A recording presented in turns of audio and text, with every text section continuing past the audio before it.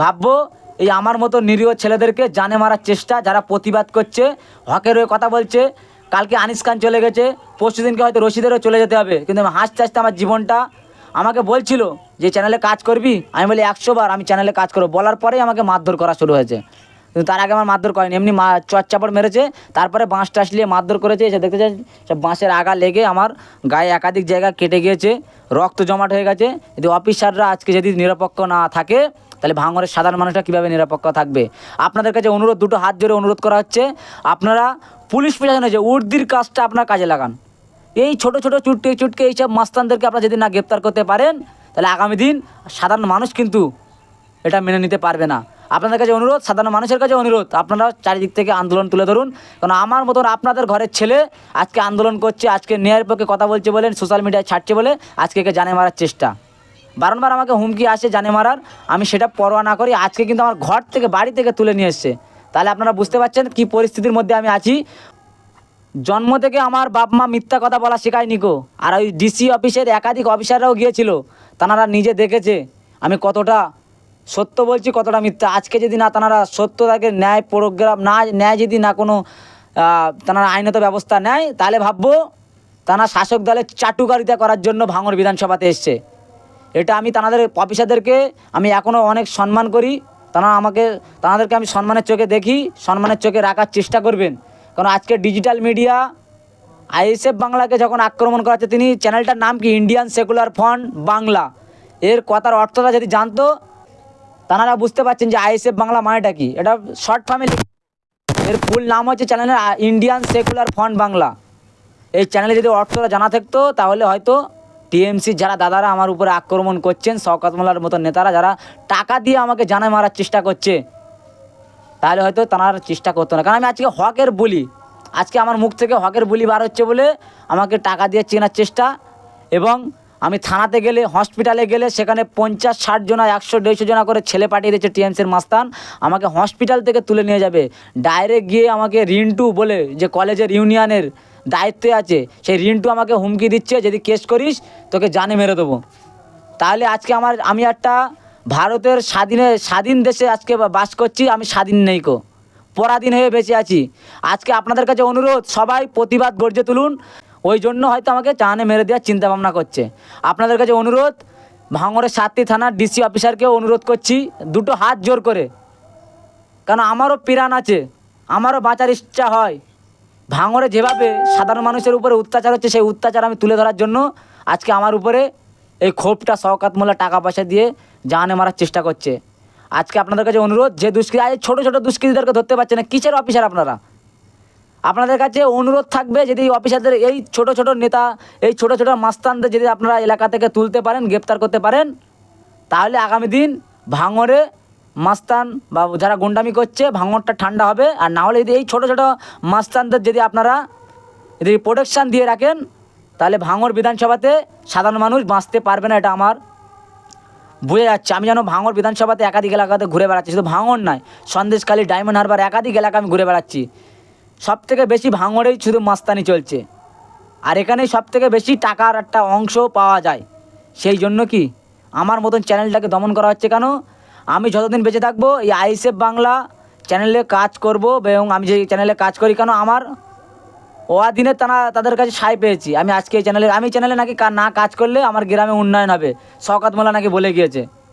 তাহলে আমি এই চ্যানেলে কাজ করা, তাহলে উন্নয়ন যদি করার হতো শওকত মোল্লার, তাহলে চ্যানেল দেখে তো উন্নয়ন হয় না। তাহলে আমার ওই গ্রামে বাড়ি বলে আমার গ্রামে কোনো উন্নয়ন হবে না। এবং এই চ্যানেল থাকলে টিএমসি নেতাদেরকে ঠেট দিয়ে গেছে যে আইএসএফ বাংলা যদি গ্রামে থাকে তাহলে কোনো উন্নয়ন হবে না। আমি এর একটা আইনত ব্যবস্থা নিতে বলবো অফিসারদেরকে। কেন ভাঙড়ের 7টি থানার মধ্যে আজকে এই কাজটা করে দেখাতে হবে অফিসারদেরকে, তাহলে ভাববো যে না, অফিসার নিরপেক্ষ কাজ করছে।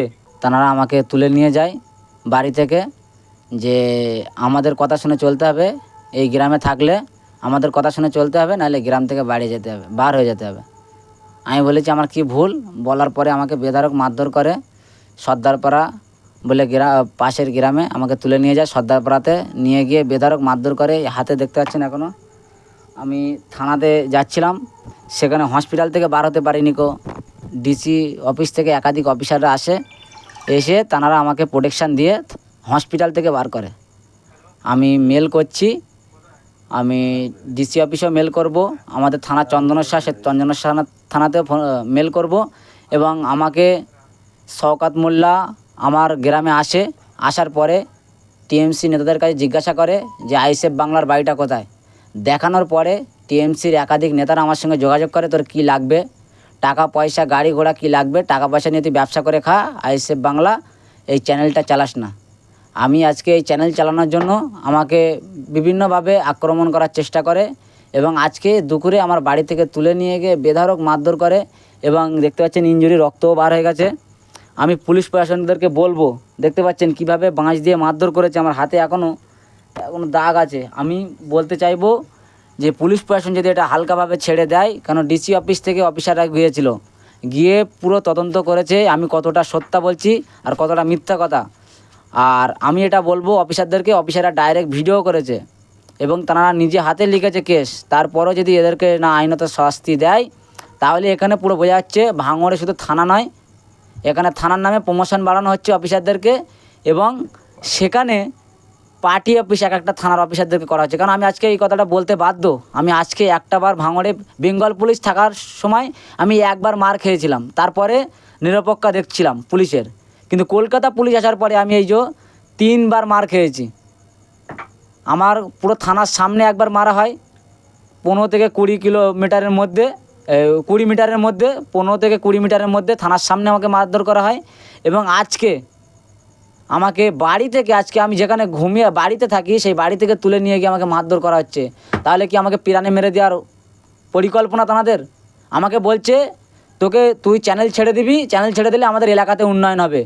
তাহলে কি শাসক দল বা শওকত মোল্লার মতো নেতারা আমাকে টাকা দিয়ে কিনতে না পেরে আজকে আমাকে বাড়িতে মাস্তান ফিট করে দিচ্ছে, কিছু দুষ্কৃতীদেরকে ফিট করে দিয়ে আমাকে মার্ডার করার পরিকল্পনা। আমি যদি মরেও যাই যদি ওনাদের হাতে মার খেতে খেতে, তাহলে শওকত মোল্লা দায় থাকবে।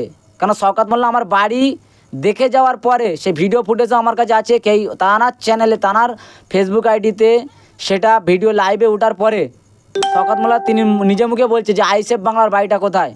আর তারপরেই আমার বাড়িতে আক্রমণ, 12 ঘন্টা হয়নি তারপরে আমার বাড়ির থেকে তুলে নিয়ে গিয়ে আমাকে বেধড়ক মারধর করা। তাহলে এখানে শওকত মোল্লার ষড়যন্ত্র ছাড়া এখানে কিছু নয়। আমি যদি মরেও যাই, শওকত মোল্লা এর উপরে দায় থাকবে।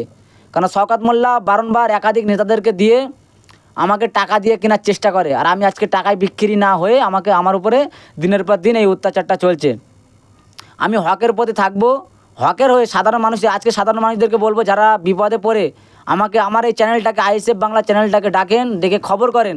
তাদের কাছে আমার আজকে অনুরোধ, আজকে দেখতে পাচ্ছেন আপনাদের হয়ে ন্যায্য কথা বলার জন্য আমাকে বাড়ি থেকে তুলে নিয়ে গিয়ে প্রাণে মেরে দেওয়ার পরিকল্পনা। যখনই আমার গ্রামবাসী জানতে পারে, আমার চাচিরা, ভাবিরা, মামিরা চাচিরা জানতে পেরে আমাকে ওখান থেকে ছিনিয়ে নিয়ে আসার চেষ্টা করে এবং তারা বলছে যদি ও এলাকায় থাকে ওকে মেরে দেবো, নাহলে ওকে আইএসএফ বাংলা চ্যানেলটা ছাড়তে হবে।